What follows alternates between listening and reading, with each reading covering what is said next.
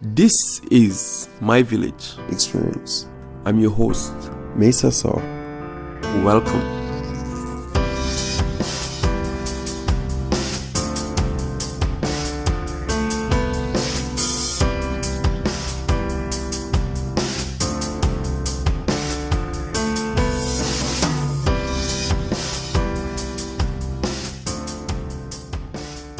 Hello, villagers.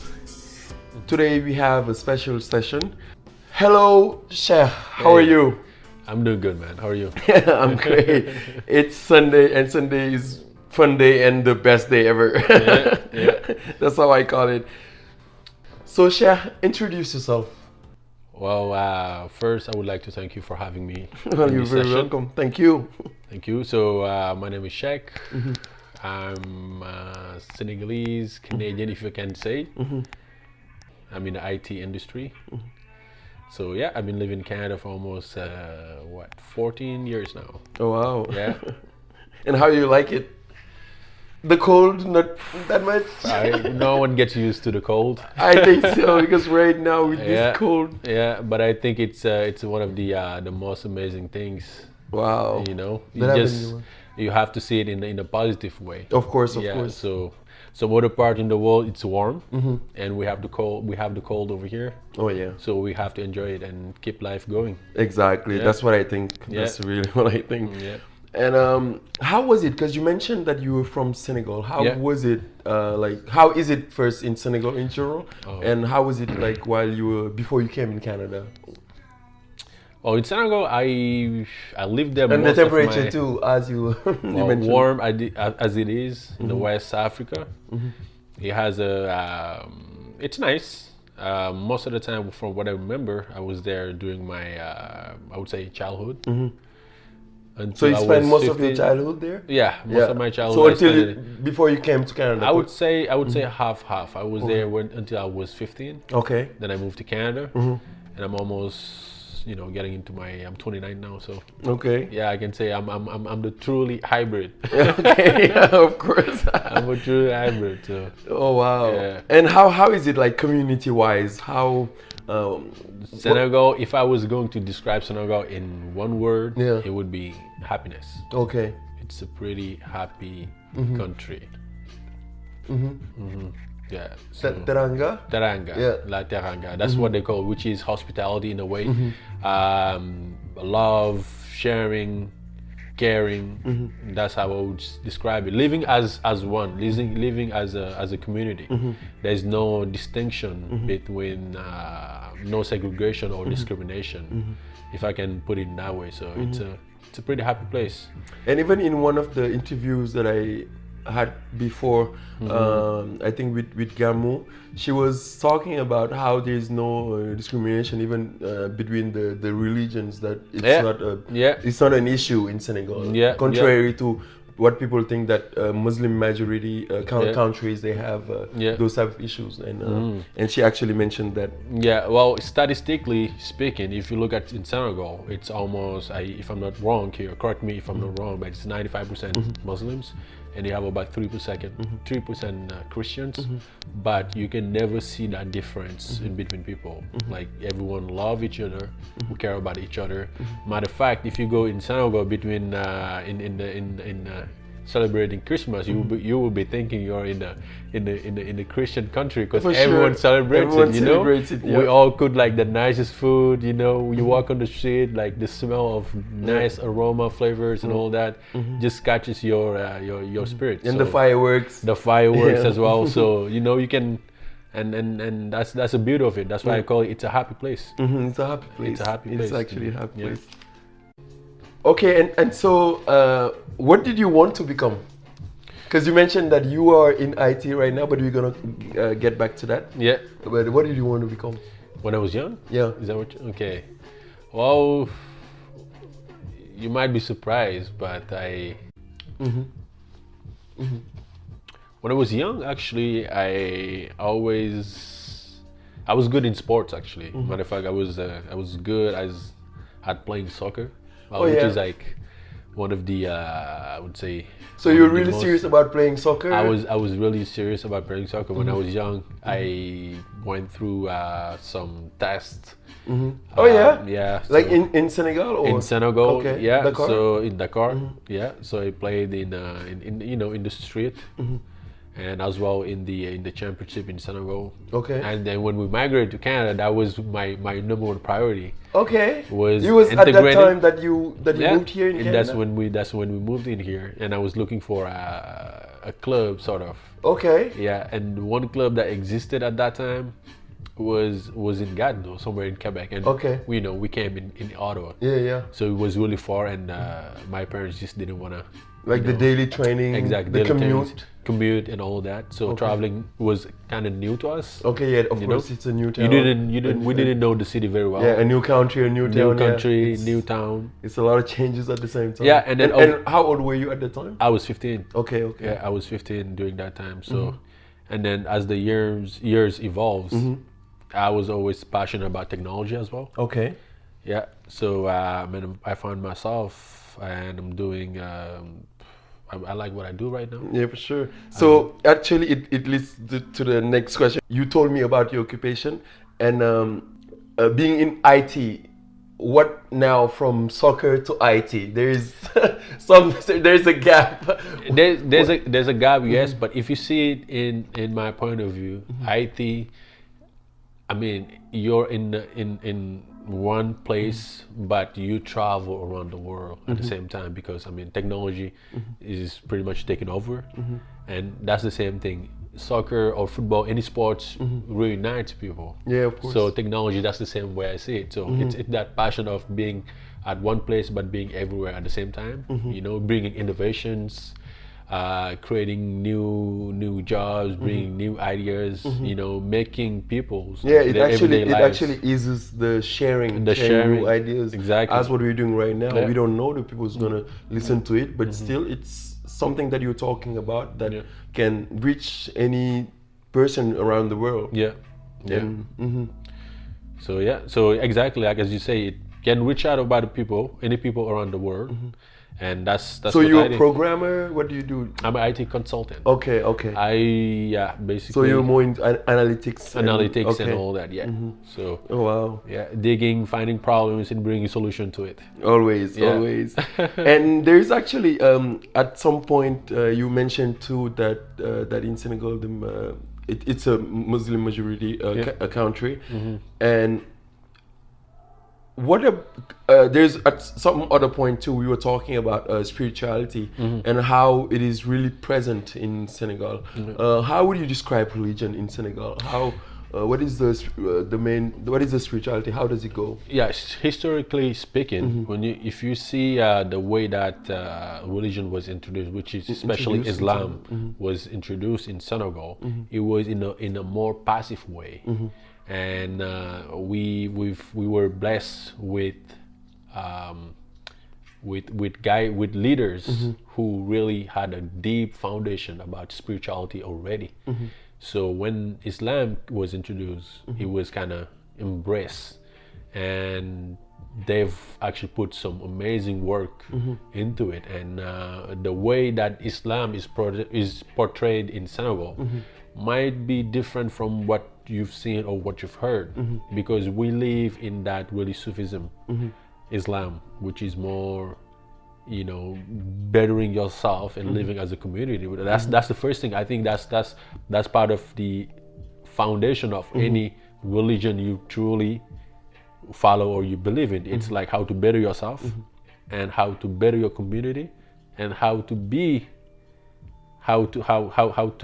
bring back to your community sort of. So yeah, so that's how we live it. So it's as you mentioned in Sufism that the community is a central part of it, and probably it led to the teranga that you mentioned, hospitality that you mentioned at some point, and you mentioned to the Sufism, and Sufism apart from the community part, you mentioned how is it implemented? I mean, in what are the practices, or apart from, because I know that Sufism from the main Islam, it is a certain school, as you say, of bettering yourself, of betterment, of mindfulness, which is one of the reasons of this podcast. And how is it implemented? And if you have a certain definition of Sufism, how would you define Sufism? So if I was to describe Sufism in one word, I would say it's knowledge, mindfulness. What about knowledge? Knowledge, it's why knowledge and mindfulness? Well, mindfulness about being means it's being mindful and living in the presence, knowing who you are first, right, and knowing you as a human being, you know, and everything that comes with being a human being. So this is a wide topic we could talk about. Really broad. It's a broad topic we can. Because talk about. I mentioned like from time to time about mindfulness, because it's the presence basically. If you have to describe or define from my perspective what mindfulness is. It is to just leave the moment wherever you are, whatever you are doing or whatever, but be totally present into it. And knowledge, you mentioned that you would define between knowledge and mindfulness. Knowledge. But knowledge is knowing who's your creator, knowing about God first. Okay. And because that's where everything started. Okay. So that will lead, as a human being, knowing about yourself first, you know, and knowing what are the key elements like about goals, how life goes. So this is a broad topic, but basically knowledge is also, it's also in the aspect of learning new things, knowing and understanding most. You know, why this and this happen. You know, why life is drawn this way. Yeah. So that's I would say that's the foundation of Sufism. So you mentioned the discovering yourself. It seems even if I recollect from Rumi's quotes, he mentions a lot about not only the love but the fact of discovering the self and being in love. Actually, that's how he expressed it. It seems that love and knowing yourself is central to Sufism. What do you think, in your perspective, is the end goal of knowing yourself? Of course, yeah. So love, everything started from love. The creator loved, that's why he created. And knowing yourself, that's a continuation of, you know, it's a non-cease, constantly learning about new things, learning about yourself, because you live, you learn, and you love, you do grow as well. And anyone can change at any moment. And these are things that you gotta learn from and make adjustment. So now let's talk about life-work balance. Do you have any approach? Do you know life-work balance? What do you know about As my personal approach? Yeah. What do you know about life-work balance? Yeah. Oh, that means, as to me, it's a way finding that balance between these three aspects. Work as part of my brotherhood and what I follow. It's something that's extremely, I would say, important. So as work, there's actually a quote in the Muridism brotherhood that says, pray as if this is your last day and work as if there's no tomorrow. Wow. Yeah. So with that being said, work, it's something that's really sacred to us. As a human being, you have to, you know, you have to fill your days with something you're passionate about, and hopefully this also has an impact into your community or your family or whatever. You have to be represented. You have to have an identity, and work, it's like an identity from a person perspective. And when it comes to balance, as me, balance is my family. Having a family, having a support system, people that you know will always have your back. They will always be there for you. So that's a balance for me. And Sufism is it's pretty much completes these two elements. Okay. Yeah, it's like an extra layer that joins these two really important topics. And actually, as you mentioned about how those layers, how you put it together and your approach of it, you've mentioned the Muridism, and the school, the tariqa as it is called in Arabic, which is a way in the Sufi path, as it's called, and how you put the approach that you have towards life-work balance. And I love the definition that you gave. Well, I considered it as a definition of what work should be, because nowadays, as we all know, a lot of people, when we talk, it's Sunday today, but a lot of days you hear people complain about their works, their job. They generally complain about how the week is long and stuff like that. And from my perspective, sometimes I think that it is in a way that they don't really passionate, because that's the way that you use the passion. You have to find your passion, and the moment that you start complaining, as for me, this is my own opinion, what I think about it. It's you should change. You should find something that brings not just happiness, but that passionates you to the point where you don't calculate the time. Exactly. And that you enjoy doing what you're doing. Because that's what I say, that you know, because how every single day when you like, it's your job. Yeah. And I do believe that if you're doing something and you don't like it, every single day will feel like a burden. Exactly. Rather than you enjoying yourself. Of course you can have a bad day. That's we heavy. Do. It's a heavy carriage you have on your shoulders. Every single day, waking up to that just mindset, it's really heavy on, and that drains a lot of energy from you. So my opinion about it is just finding work. It's something that's sacred in a way, but as well, it doesn't have to feel like a work. I would say this is doing something about your life. Exactly. You know, it's part of you. It's something that defines you with passion. Yeah. The moment you see that this is just for collecting, that becomes a work. Exactly. And that's heavy on the shoulder. Exactly. Yeah, that's heavy on the shoulder. And it puts a lot of people too in stress. That's why into stress. Yeah. Even and you do see that these days. I mean, people, like you say, you can be doing something you don't like. You can be. It could be financially really rewarding, but do you really enjoy what you do? Yeah, exactly. At the end of the day, when you go home, are you able to be at peace with yourself? Are you satisfied to are you satisfied to what you're doing? What do you accomplish? Not just that, but you do work with people, and they need 100% of your attention, and your whatever, your family, your whoever you meet throughout your day, and that's a commitment you have to as well. You have to that's something you have to be committed to as well. And communication too. Communication as well. So if you're not enjoying what you're doing, it's gonna be a long day, my friend. Yeah, it's gonna be long days. It's gonna be a long days. Yeah, for sure. And we've mentioned what we were talking about. That I always say that it has a certain relation, like certain link to mental health, mental illness, because right now we know, like, globally there is a kind of rise of stress, as if it has never been existent in human experience in general.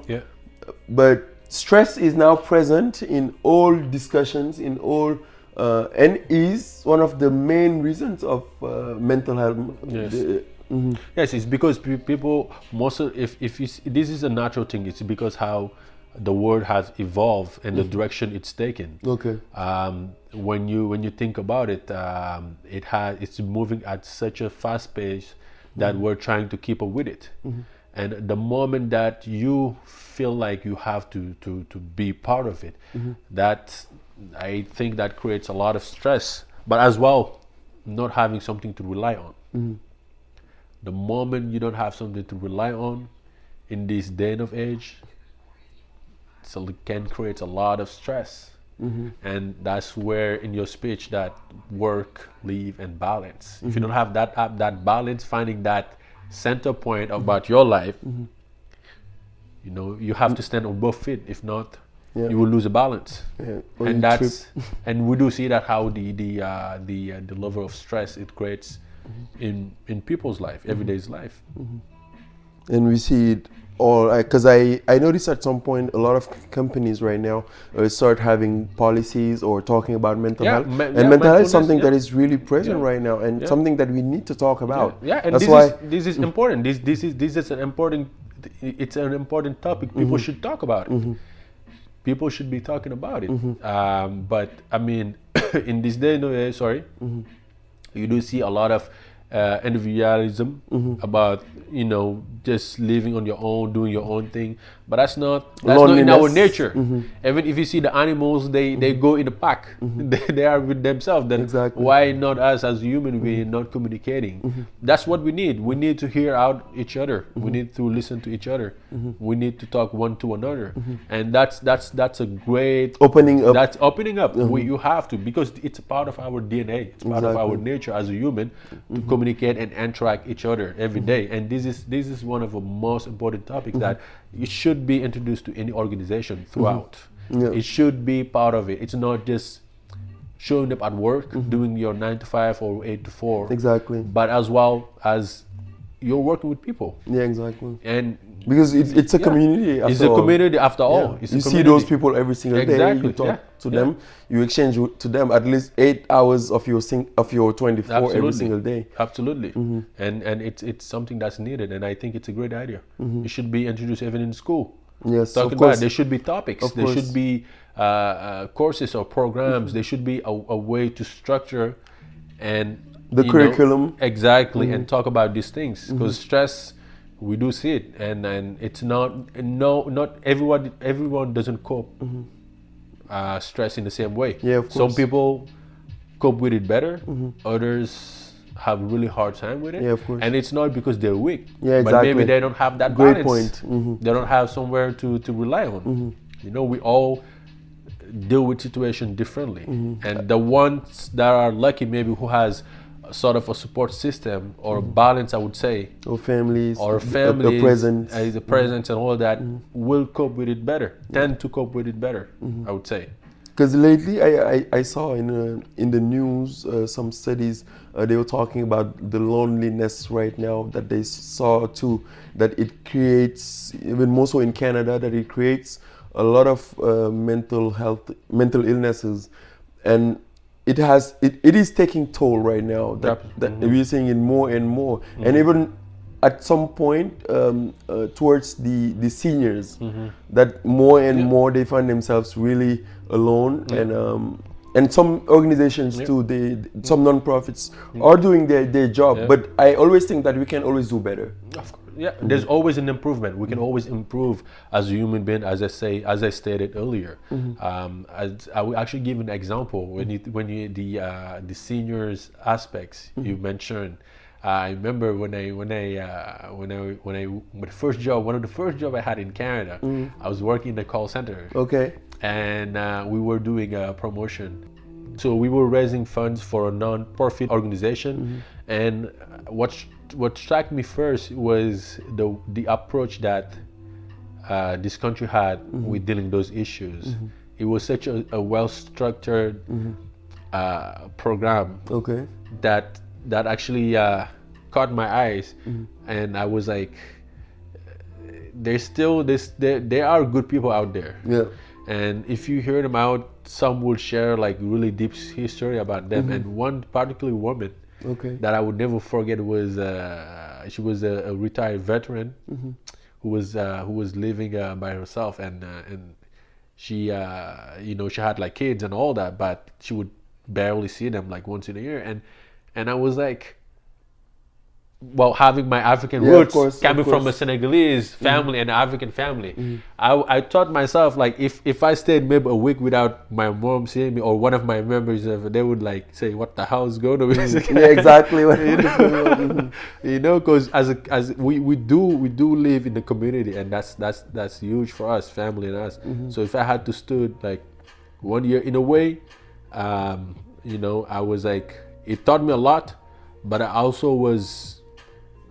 It made me feel, I realized how important having someone is there. And as you say, those are people, you know, like they've been there for us. They did, like, Exactly. you know, they should be included in the society. They are part of the society. They're part of the society. Yeah, and if you go to Senegal, I mean, if you see like a senior in I would say in your community or in your neighborhood, it's someone who's revered respected in the sense, yeah. and it's a veneer in the sense of this is who went through life. They can teach you a lot of things. Someone with a lot of baggage and exactly, and that's what they say when one of the seniors actually passes away. It's a library that fell down. Exactly, that's an African code. That's an African code. I was actually about to even mention it. Yeah, it's a library that fell down. You know, that ceased, and that's something we need to address as well. You know, seniors, they've been there and they're part of us. They are with us. They should be have to included be with us. back in the society. In the society, rather than maybe separated from the daily lives, because they're still alive, and most of them are still alive and in very good health. And still have like all the capacities and skills and knowledge and experience of life that you would need those many years in most of the occurrences. And it's all about what they actually do. You know, if you, for example, if you have someone who's being, you know, has a really well aligned schedule throughout the day, I mean, you already know, or she already know how the day is going to be. But if you live in a life, you might not know what's going to happen. Exactly. And that means including them in the society and in everyday's life, and not having like schedule to follow. And even in the big decisions, I think because it's the culture in Africa, that's the elders used to take the decisions. The decisions, exactly. Not the youth, not anyone else. Which is, everyone is included in this sense, but at that time, like, the elders were the one who take decisions for the community, for the village, or in that sense, in the African culture in general. Definitely, I would say it's definitely, and it's still in some regions in Africa, even though life is as well changing, because youth are also raising and they do have a voice, of course. But you know, there's always that elder they can count on to to get an advice and all that. So it's a really important. I think it's really important for us to look into that. And actually, you already did it, which is the next question. If you, let's say, one event right from the top that had a big impact in your life in a certain sense. I know that most of the time when I ask this question, people have a lot of things that comes at the same time, but I want one that you think is one of the ones that you feel good about in any sense, actually, that you've learned a lot, because that's the idea of my village experience, is to give the human experience that when you share that so that most people can learn from it and maybe put it in their life, integrate in their life in some way. I would say one thing that changed my life, it's being a Murid, being a Chantakon, I would say, having a spiritual guide that dramatically changed my life, my point of view about life, and just being. How did it go? It's actually I would say it's actually, it happened in I would say a least obvious way, because I was born and raised in the Murid family, and throughout my childhood, I would say, as far as I can remember, my dad, parents, and all that followed this brotherhood. But then I didn't learn about it until I migrated to Canada. Okay. Where everything was, I would say, where everything was open to me as far as freedom. I could turn into absolutely anything I wanted to, or follow any type of way, and where distraction was heavily into my life. You know, I could join anything, or like bad influences and all that. But Muridism, and especially Serigne Saliou, changed a lot about my life. And how did it came to be? So when I came to Canada, it was open word is always a new word for me. Yeah, there was like so much. So you were 15? I was 15. Okay. You know, as a teenager, you're exposed to a new environment, new people, And new language? new in a certain language, sense? exactly, and new people with different backgrounds. Exactly. And you questions a lot about life, actually, from what you've experienced, where you're from, but as well as what you're exposed to now. And that's an adjustment. You questions about a lot about even your identity, in a way, things that you were taught, and lives and all that. And as for me, thanks God I had a family that helped him a lot, but as well, I had a really good spiritual guide that really I saw the importance of it and made me embrace about who I am and what defined me as a person. Exactly. The But not just spiritual that, part. but as well as my background and my roots. Exactly. And all that. So this was a major life change for me, and I will never forget the day where I was actually driving with one of my older brother, and we were listening to one of the podcasts about this guy who was talking about Muridism about and the work ethic the Muridism had, and that really struck me. And when I went back home, when we got home, my brother actually gave me one of the book I read. And What was the name? What book? It was a Khasaid actually that was translated. One of the most known spiritual, I would say, spiritual master, Sheikh Ahmad Bamba. Yeah, he wrote a Khasaid about Masalikul Jinan. That's the name of it. And I was reading the translation of it, and that just opened my. Ways into heaven, I think that's the ways. translation. Yeah, the ways into heaven. Into heaven or paradise, something like that. Yeah, the ways into heavens, paradise. Yeah, something like that. Yeah, so that just changed my life and kind of struck to me and shaped me as a person. And as that work balance and live, that was my balance there. So you found all your balance back in spirituality. In spirituality, yes. In a certain way. Yeah. And it. Wow. Yeah. It is actually the way to go, because I think that discovering the self, because in most of what you talk about, you gotta know yourself before. I say that all the time. If you are not knowing yourself before you go out to this world, it is you that let the world shapes you. It means that you've left what you could have realize as a person on yourself and where you want to go, who you want to be. Exactly. Rather than letting your external environment be the one shape your characters. That shapes your character. And it's a really central part, I think, of a human being. And as it says, it does help with like things like meditation. And mindfulness and all those concepts that even spirituality brings, and the experience of life can get you come together as something that fixes your growing up in a certain way and give you a certain sense of satisfaction towards where you want to go, who you want to be. Oh, definitely.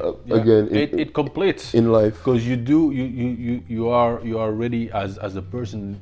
You were born. You have a name on you. You're from a family. You have maybe perhaps siblings, but you do come from somewhere.